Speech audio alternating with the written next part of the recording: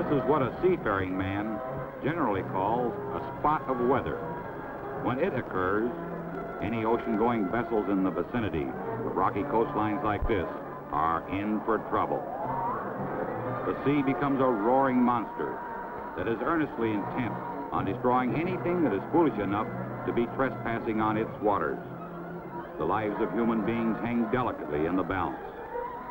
A freighter has been forced to give up the ghost a mile or two away, and the French Coast Guard has the dangerous task of plowing through impossibly rough ocean to get to the scene before it's too late.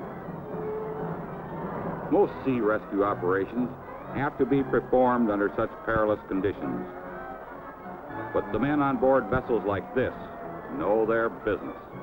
They've learned how to battle the wind and mountainous waves on better than even terms. They have to. Their own lives depend on it, not to mention the lives of the passengers on the stricken ship.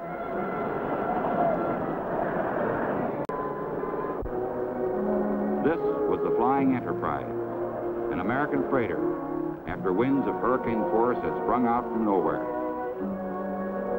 The ship had taken a terrible pounding from the angry waters, until finally she had cracked under the strain.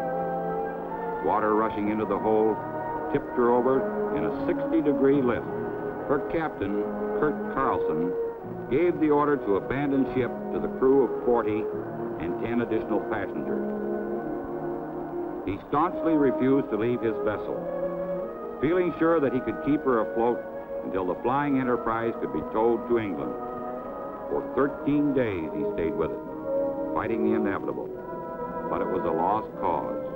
41 miles off Falmouth, England, the tow cable broke, and the ship floundered over into an 80-degree list.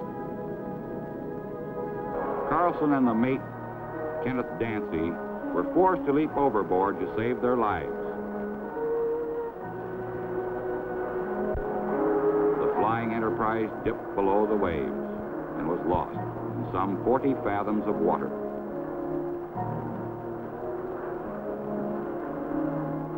But the classic shipwreck of all times concerned the ill-fated luxury liner, the Titanic. Built as a ship that even God couldn't sink, she left Southampton, England, on April 10th, 1912.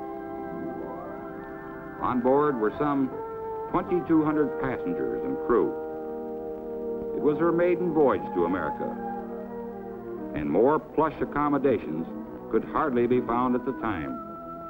But the supposedly unsinkable vessel struck an iceberg shortly after the passengers had dined on the delicious cuisine, as illustrated by this copy of her last official menu.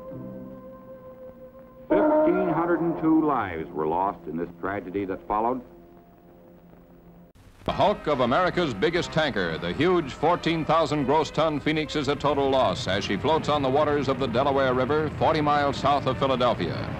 Outbound after discharging a load of gasoline, the Phoenix was in a midnight crash with the tanker Penn, Massachusetts, an 11,000-tonner inbound and loaded with 160,000 barrels of high-octane gasoline, which, as these early morning pictures were made, still blazed out of control. The midnight tragedy cost the life of one seaman whose body was recovered, while 3 others are missing, with damage estimated by the National Bulk Carriers Incorporated, owners of both vessels, at $12 million. 82 crew members from the ill-fated vessels, after leaping from the flaming deck, swam ashore or were rescued by other boats. And here Captain Reginald Gross of the heavily laden Penn, Massachusetts, uninjured, calls the roll of his crew. Captain Gustav Japakin, skipper of the empty ship, however, was badly burned about the face and hands.